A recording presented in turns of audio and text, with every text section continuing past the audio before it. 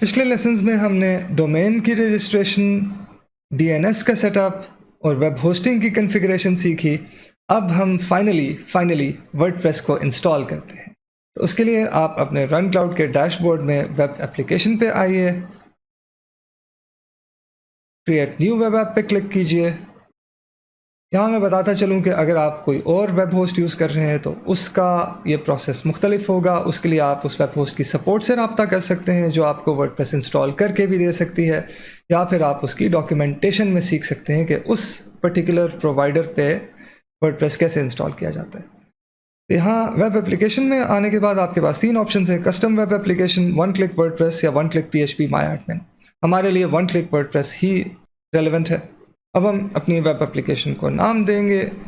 मैं इसे BWWP कह देता हूँ। इसका डोमेन नेम सेलेक्ट करेंगे यूज़ माई ओन डोमेन / सब डोमेन के ऑप्शन के साथ। वो मैं रखता हूँ BWWP.xyz।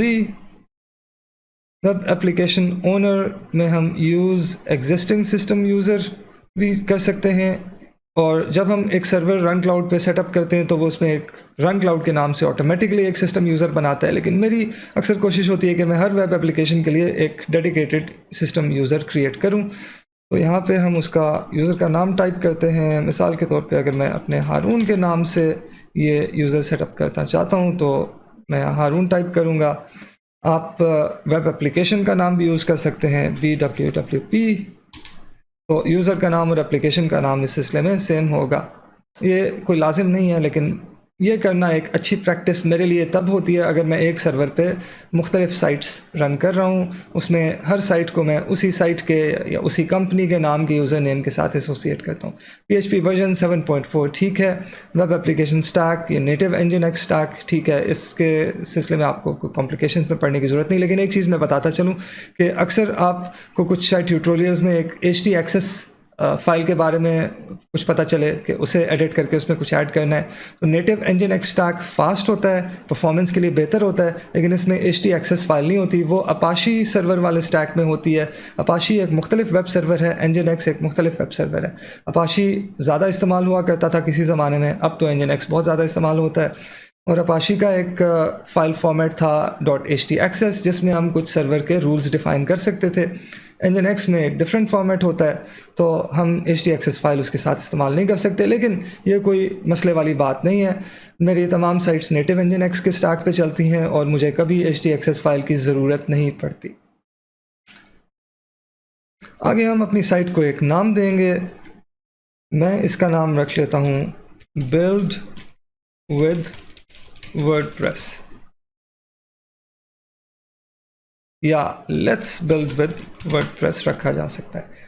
साइट का एडमिन यूज़र नेम वो यूज़र होगा जो वेबसाइट पे कंटेंट मैनेज करने के लिए या वेबसाइट पे डिज़ाइन सेटअप करने के लिए वर्डप्रेस का एडमिनिस्ट्रेटर होगा। इसमें मैं अपना नाम ही इस्तेमाल कर लेता हूँ। एडमिन पासवर्ड हम कुछ भी रख सकते हैं। आप अपनी मर्ज़ी का पासवर्ड यहाँ सेट कर दीजिए।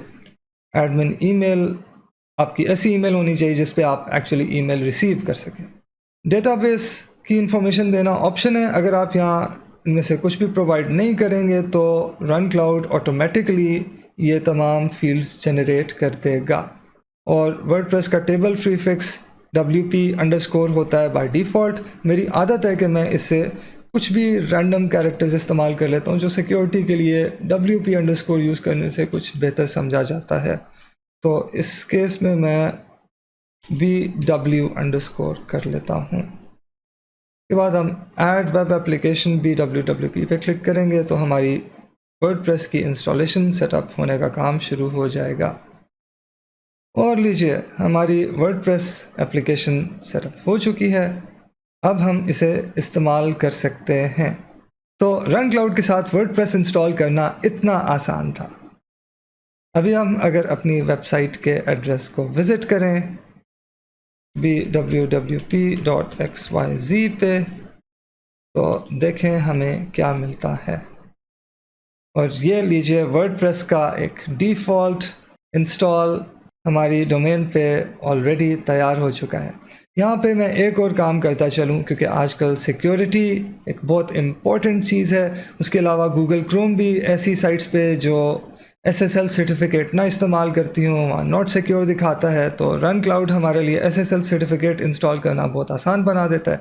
उसके अलावा हम इस वेबसाइट को एक्सेस करने के लिए www डोमेन भी सेटअप कर देते हैं। अभी अगर मैं www.bwwp.xyz पे जाऊँ तो वेबसाइट अनअवेलेबल आ रही है, क्योंकि ये डोमेन इस वेबसाइट के साथ, इस वेब एप्लीकेशन के साथ इस्तेमाल के लिए कॉन्फ़िगर नहीं हुई। इसका DNS सेटअप हो चुका है, यानी ये डोमेन इसी सर्वर पे पॉइंट कर रही है, लेकिन इस सर्वर को नहीं पता कि कोई अगर इस डोमेन के साथ आए तो उसे मैं क्या सर्व करूं। वो सर्वर को तब पता चलेगा जब हम वो डोमेन भी इस वेब एप्लीकेशन के लिए ऐड करेंगे।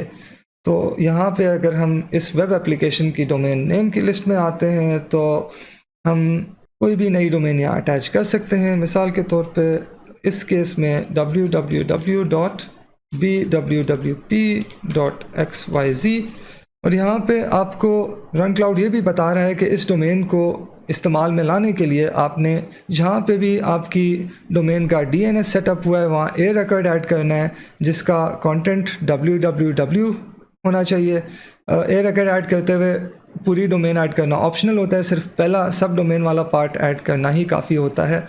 और उसका IP एड्रेस क्या होना चाहिए, ताकि ये हम अपने DNS प्रोवाइडर में कॉन्फ़िगर कर लें।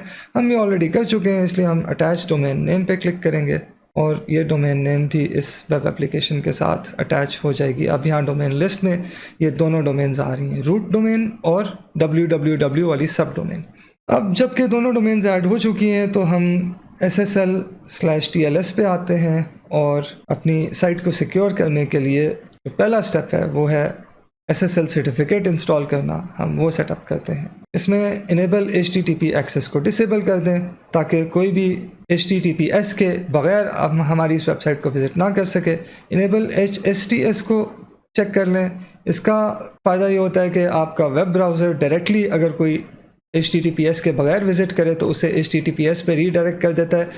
उन्हें सर्वर पे जाके रीडायरेक्ट होने की ज़रूरत नहीं पड़ती, जो कि परफॉर्मेंस के लिए कुछ हद तक बेहतर होता है। बाकी ऑप्शंस को एज इट इज़ रहने दें। लेट्स इनक्रिप्ट को सिलेक्ट करें। SSL प्रोटोकॉल आपकी जो डिफ़ॉल्ट सिलेक्टेड है वही काफ़ी है। ऑथराइजेशन मेथड जो आपका डिफ़ॉल्ट सिलेक्टेड है वही काफ़ी है। उसके बाद लेट्स इनक्रिप्ट एनवायरनमेंट लाइव कर लें और सबमिट को क्लिक कर दें। इसमें उमूमन थोड़ी सी देर लगती है, जिसके बाद आपकी साइट का SSL सर्टिफिकेट जनरेट हो जाता है। अब अगर हम साइट की समरी पे आके देखें और इस पेज को रिफ़्रेश करें तो हमें यहाँ पे SSL प्रोवाइडर में लेट्स इनक्रिप्ट की ऑप्शन दिखाई दे रही है, और यहाँ हमें डोमेन नेम वेबसाइट नेम के साथ सिक्योर्ड लिखा आ रहा है। बैक टू वेब एप्स की लिस्ट पे अगर हम जाएं तो वहाँ पे भी हमारी इस साइट का status connection encrypted by let's encrypt आ रहा है। इस साइट का status connection encrypted by let's encrypt आ रहा है, जो इस बात की निशानदेही करता है कि इस साइट पे SSL सर्टिफिकेट कामयाबी से इंस्टॉल हो चुका है। अब अगर हम वेबसाइट को दोबारा से लोड करें, bwwp.xyz पे आएँ तो हमारी साइट को सिक्योरली लोड होना चाहिए, और ये लॉक आइकॉन इस बात की निशानदेही करता है कि हमारी साइट पे SSL सर्टिफिकेट कामयाबी से इंस्टॉल हो चुका है। और साथ में हम www वर्जन भी देख लेते हैं। अगर हम www.bwwp.xyz पे आएँ तो ये भी मेन डोमेन पे रीडायरेक्ट कर देता है, और इस पे भी हमारा SSL सर्टिफिकेट कामयाबी से चल रहा है। तो ये था वर्डप्रेस का इंस्टॉलेशन प्रोसीजर। अब अगले लेसन में हम देखेंगे कि वर्डप्रेस को कॉन्फ़िगर कैसे करना है।